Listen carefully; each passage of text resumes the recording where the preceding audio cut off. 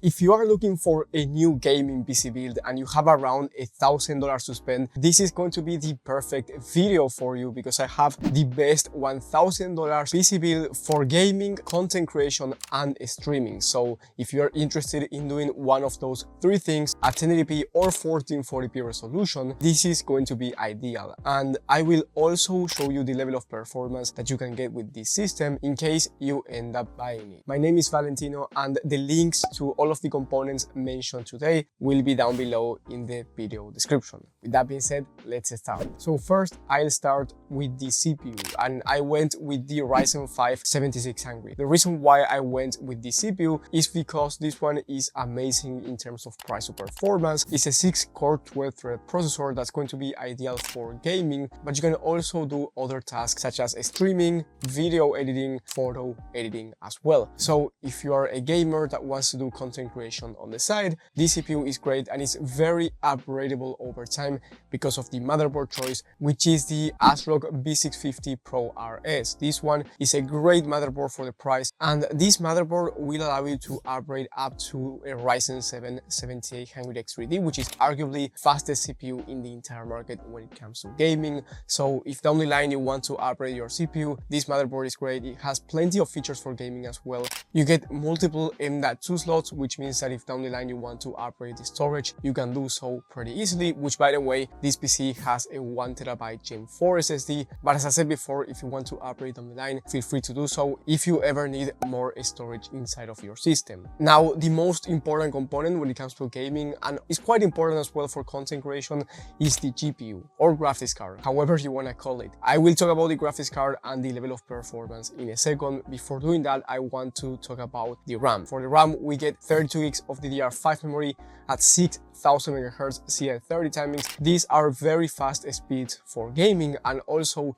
is ideal for content creation, productivity work, and streaming because 16 gigs of RAM is enough for gaming, but 32 gigs of RAM is ideal if you want to do more than just gaming. Now, everything in the side of the system is important, but the airflow and cooling as well. So for the CPU cooler, I went with the Thermalright Assassin X. This is just a $20 cooler for our Ryzen 5 7600, which is very easy to cool down. This system right here has a Ryzen 5 7600 that I have tested with a very cheap cooler. So if you want to see the level of performance that you can get with this specific system, you can go ahead and watch my video talking about this system and running benchmarks on it in the top right of the screen. Now, as I said before, the most important component is the graphics card, and here I picked the RX 7700 XT from AMD. This one is a 12 gigs of VRAM graphics card that's going to be ideal for 1080p and 1440p resolution. In my opinion, I would buy this one for 1440p, but if you have a 1080p monitor and you are thinking of upgrading over time, this one is still an amazing choice. You can also play at 4K depending on the game, even though I wouldn't recommend you buying this system for 4K resolution, but if you're going to play easy to run games such as GTA 5, Valorant, and this type of games, then 4K resolution is definitely doable. Now, I have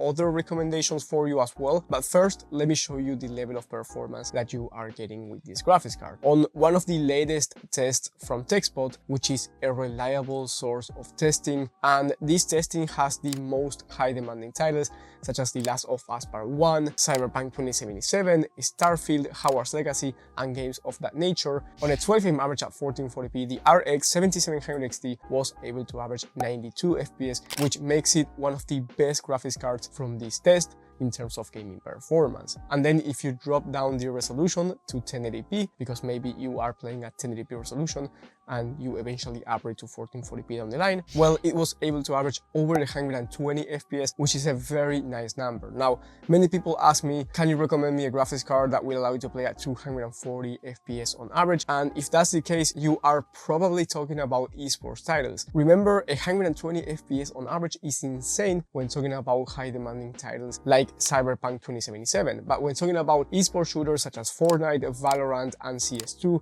well, at 1080p you can expect 300 900 plus FPS on average in competitive settings depending on the exact game. And I'm talking about games like Fortnite, Valorant, and then at 1440p you can easily expect 240 plus FPS on average when it comes to those type of games in competitive settings, or even more, once again depending on the game. So this system is amazing for gaming, content creation, productivity work, and streaming. However, there are other options for around the same price that I will talk about in a second, which are very important to consider, because maybe you want to go with an Nvidia graphics card, or maybe you want the best price to performance. More on that later, because first I want to talk about the airflow from this system, which is the case. And for the case, I went with the Montech Air 100 ARGB, which is the exact case that I have right behind me. I love this case, honestly. It has 4 pre-installed fans. It was very easy to build a system instead of this one, and it has plenty of airflow. The price is very decent, and you can also change the colors. And by the way, you can also change the colors like this. I just usually leave it on blue because it's the shadow gaming color, but I will leave it as that for the rest of this video. Now, last but not least, we have the power supply, which is quite important, because if you have the wrong power supply, you can be damaging your system. For that reason, I went with the MSI Mag A650BN. This is a 650 watt power supply that's going to be sufficient for this build. C-tier rated, so decent quality, and the price is very nice. The total price for this system is $999 with 84 cents, so right around $1,000. And the other two options have different graphics cards. The first option is going with the RX 6800 instead of the 7700 XT. This graphics card is basically the same as the 7700 XT in terms of performance. It is a bit cheaper, and it has 16 gigs of VRAM. So on paper, the 6800 is better, but you have to keep in mind that you don't get AV1 encoding with the 6800, which might be interesting for you if you want to do streaming in a platform like YouTube. If you want the best quality,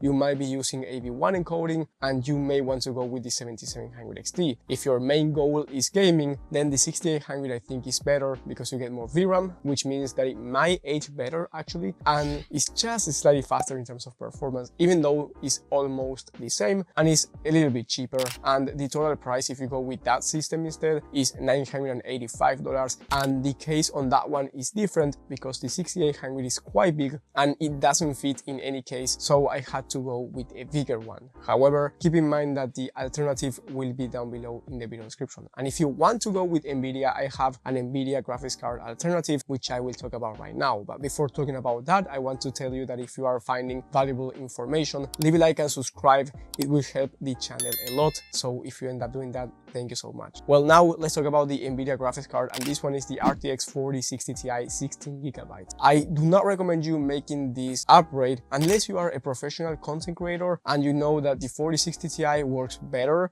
in your specific program, especially if you need more than 12 gigs of VRAM. Now, the reason why I do not recommend you making this change is because the 4060 Ti is quite more expensive, and the total price for the system is going to be around $1,050, and on top of that, you are losing gaming performance. Instead of 90 plus FPS on average at 1440p high to ultra settings in high demanding titles, we are talking about 80 FPS on average. So it's quite slower than the AMD graphics cards. Even though 80 plus FPS on average is a good number, it's not as good as 90 plus FPS on average. So if you want to maximize the price of performance in terms of gaming, then the 4060 Ti is not going to be the best option. But as I said before, if you know that the programs or games that you are going to play require an Nvidia GPU because it works better for some reason, then pick the 4060 Ti. Otherwise, I wouldn't recommend it, because at this price point, you are not looking to enable ray tracing, which is one of the Nvidia features that some people like. But at this performance level, I just wouldn't turn it on.